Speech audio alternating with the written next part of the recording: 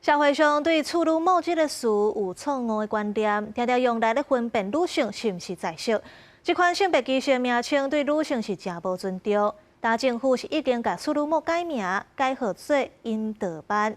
那医界要禁止使用，未来健保局会项目嘛对咧改名。 处女膜这个词，真侪人会联想到是女性的第一界性行为，也是该用来分辨女性是不是在色。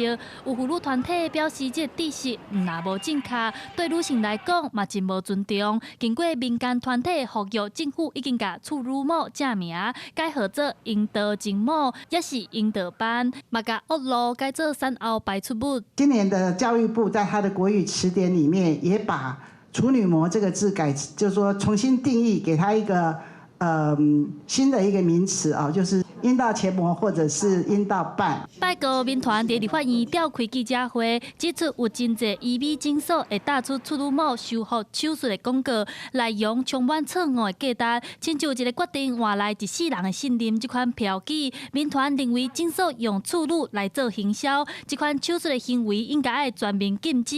不过妇产科医生和卫福部拢表示，要全面禁止是有难度的。我们的想法是说，不能用处女膜修复术来变成一个收钱的一个工具。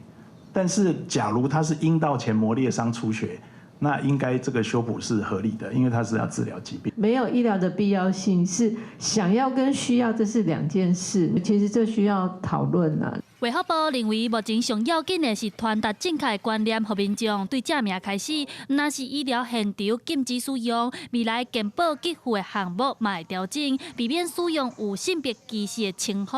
记者陈选林秀凯台北报道。